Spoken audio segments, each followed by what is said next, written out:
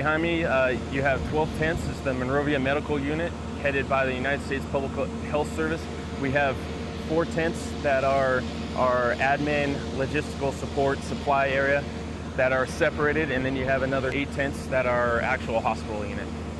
We're currently standing in the low-risk zone of our Monrovia Medical Unit. Behind me is the orange fencing. Beyond that, you have 6-foot gap between 2 orange fences that separates our high-risk zone.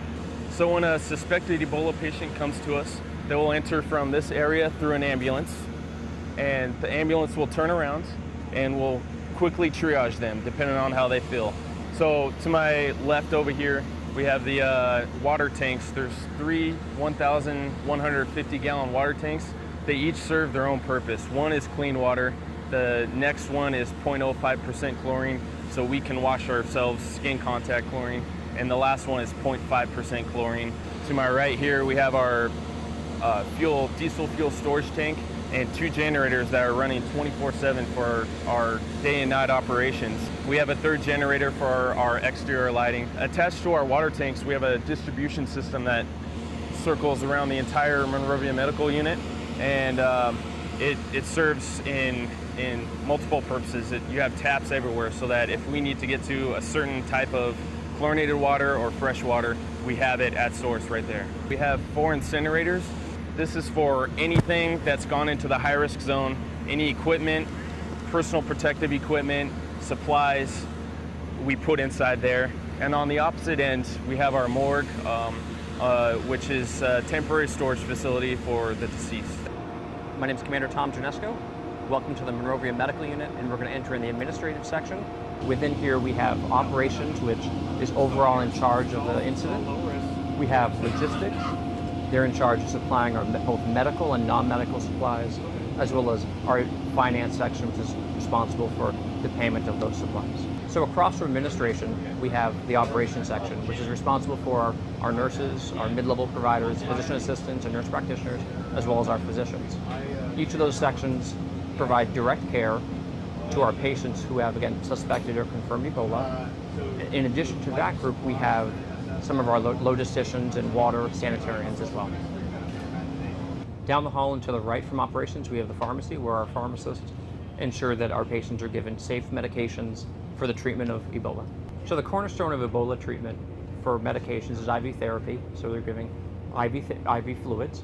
In addition to that, medications for pain, similar to like a Tylenol, medications for nausea and vomiting, like a Zofran, for instance, medications for diarrhea like loperamide, medications for respiratory problems like asthma, medications for agitation, which are some of the common psychiatric medications, and then medications for problems with vomiting.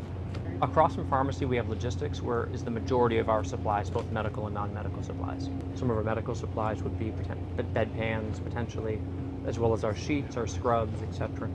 The non-medical supplies would be hand washing stations and foot baths, for instance. We just entered the high-risk area of the Monrovia Medical Unit. The first section behind me is the area where medical providers and nurses will discuss patients as well as chart for their patients. The room I'm standing in is the area we would get our PPE or personal protective equipment on before we enter into the high-risk area where clinical patients are. Some of those items include 2 sets of gloves, an N95 respirator, a mask that goes over that, a hood, an apron, and a protective suit like a Tyvek, as well as goggles. So we would just enter the donning area where we got all our personal protective equipment on. We would come down the hallway a short distance and we'd come to a fence. This fence is the delineation between where patients are and where patients are not. So once we open the fence, we would then go and see our patients, and we can't come back through this area. So after we enter the fence into the main clinical area, we're going to enter Ward 1, which is where our suspected patients would be. Before we do that, we would wash our hands. We'd also put our feet inside a bath filled with a bleach solution, and then we would then enter into that ward.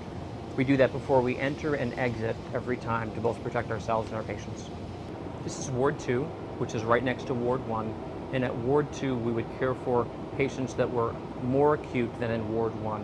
So where Ward 1 may have a patient who may or may not have Ebola, in this ward, the likelihood that that patient would have Ebola is greater.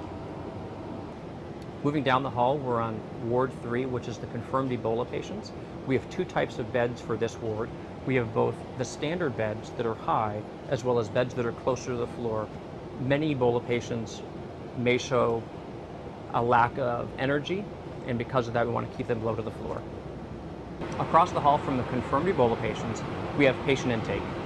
Across this door, ambulance would come in, we would shower them off, make sure again that they are safe, come into patient intake, we'd find out their information, where they were, where their family members are, where other potential cases could be, and then they would go to one of three places, either that confirmed or suspect wards. We just entered the lab where we're going to perform blood draws as well as blood analysis. For many Ebola patients, there have not been significant amounts of tests that have been performed to see how patients do over time. So one of the exciting things we're going to be able to do here is look at patients' blood and start identifying some trends. All patients who are with us have the opportunity to come outside, use the toilet, and shower. This is the family visiting area where patients can see their families. They do that through looking through this window and their families on a very similar structure on the opposite side of the fence. The distance is greater than a meter. Data shows us that that 1 meter area is really the key because Ebola is droplet borne, and when someone, say, coughs or sneezes, those droplets fall to the ground within about a meter.